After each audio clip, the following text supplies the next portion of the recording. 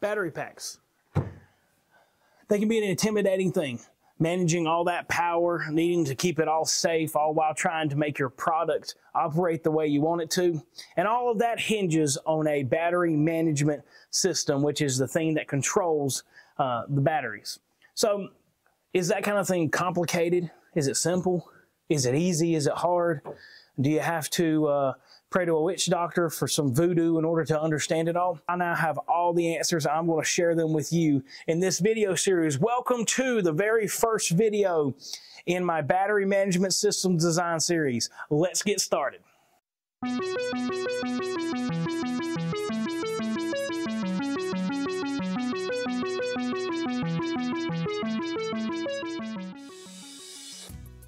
Now I have before me here on the workbench today a set of early 2000s 18-volt Milwaukee tools. We have the Milwaukee Sawzall hatchet with the adjustable handle. We have a hammer drill, a full magnesium cased and based circular saw, and of course the dinky flashlight that you get in every tool set. That's not really that good, but you struggle with it because it came with the tool set. So we have a full tool set here, and I really hate to get rid of them. The problem with this tool set is not the tools. They work great. The problem is the batteries. These batteries are from the early 2000s. They're shot. They're nickel based. There aren't any lithium replacements for it. So I really hate to get rid of this tool set, so I thought instead of throwing this away and getting me a new tool set, instead of buying one of those Chinese adapters that don't really work that great and can short circuit and become a danger, why not just take some of these housings, throw a bunch of lithium ion cells in it, create a BMS for it, and so that way I can use my tools again. So that's what we're going to be doing in this YouTube series. Is we're going to take the nickel-based batteries and we're going to be throwing some lithium ion cells in there. We're going to design our own battery management system for the load profile of these devices, and we're going to hopefully revamp these tools to live on for another 5 or 6 years. So that's what we're going to do in this series. I'm going to take you through every step of the BMS design process, all the way from creating a load profile to these instruments, all the way to actually getting them manufactured, assembling the pack, and putting them in the housings. My goal for this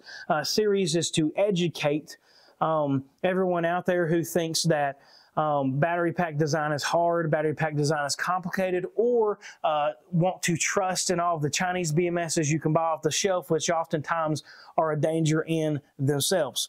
Another thing I want to point out is that this is not quite a DIY tutorial. I would not suggest anybody take their Milwaukee 18-volt batteries and follow exactly what I'm doing, mainly because it is not economically viable. It is a lot cheaper to get one of those Chinese adapters and throw some DeWalt or throw some of the Milwaukee M18 batteries on this set. But I thought it would be a great adventure to design our own lithium-ion battery pack for this set. And also, I'm not paying for it. I am not paying a cent for this project, which brings us to today's sponsor, Protechnologies Incorporated. If any of you follow me on LinkedIn, you know that Protechnologies is the company that I work for. They employ me, and I design battery management systems for them.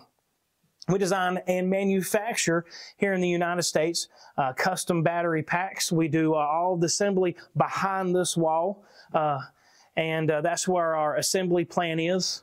Well, okay, there's the bathrooms, and then there's the plant. But you get what I'm saying. We do it right here in the same building. This is my lab that I work in every day. And they have so graciously agreed to pay for all of the materials that I need in order to revamp these batteries in lithium-ion technology. Now, all I had to do was put up my Christmas bonus as collateral for this set of videos. So, yeah, as long as it goes over well, you know, my kids will get presents at Christmas. And if it doesn't go over well, I guess for this Christmas, I'm getting a divorce. So please like, share, and subscribe for this video series. So the first thing we're going to do is we're going to create a load profile for each of these tools. One of the major things that we see here, or that I see here whenever I design a BMS, is when a customer comes to us they have a device, or they are developing a device, and they say, well, my current is probably going to be 5 amps whenever they get it finished. Really, it's around 10 amps. My product is probably going to have 100 amps worth of pulse current, and then it ends up having 200 amps worth of pulse current. So it is extremely important to know what your battery pack has to deliver, what the load profile it is trying to meet. So that will be step 1 in the BMS design process, is create a load profile. Figure out what your power demand on your battery pack needs to be. So I have the bench set up behind me to do a load profile on these instruments. So let me turn around and let's get started over there. Well, I'm not really turn around. I mean, I've got to get the camera and put it over here, but you get what I'm saying.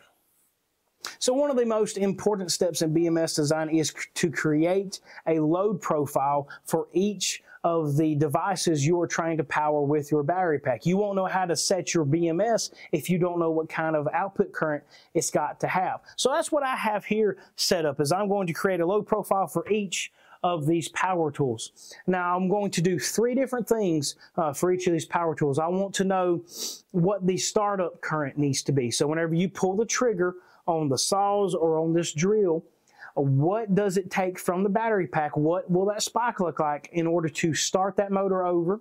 And then what does the average current look like? When you have the trigger pulled down all the way and the device is running at full speed, what is that average current?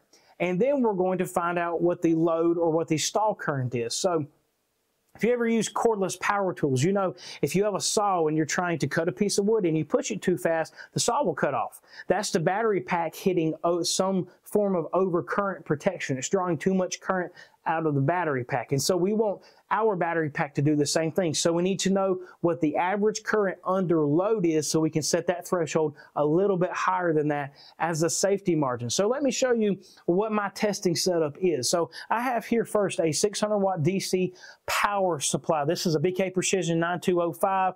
It can do 60 volts. And then its current limit is 25 amps. So I have it currently set to 18 volts at 25 amps. 25 amps is its max. Now I have that connected in parallel with a large capacitor bank for the DC current spikes, which I estimate will probably be around 80 to 100 amps. The power supply cannot deliver that. So I have a capacitor bank here for those startup spikes. Now, to measure all of these startup spikes, I have an oscilloscope with a current probe. This is a GW Instech GCP 300 current probe. Of course, a lot of people make that same probe and they just have it rebranded for them. But that is what I'm going to use to measure the current spikes for the drill and for the saws. So I'm going to hopefully create a brief montage of me measuring all of these devices, of me putting some of the devices under load. I do have some wood and I have some concrete block and things for the hammer drill to use because I want to see what all the devices will do under load. So hopefully, if future Alex has the editing capabilities, you'll see a nice montage I'll put together of me testing the load profile of these devices. If not, it will be a sad collage of just kind of pieced together videos that will be close to unwatchable. So let's see if future Alex can handle that, or if future Alex will let me down.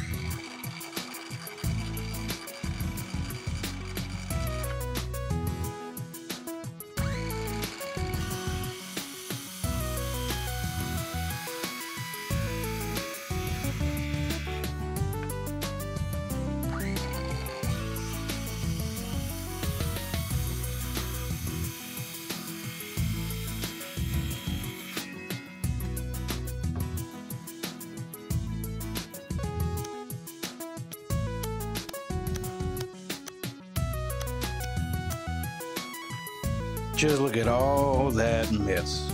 That's a lot of damage.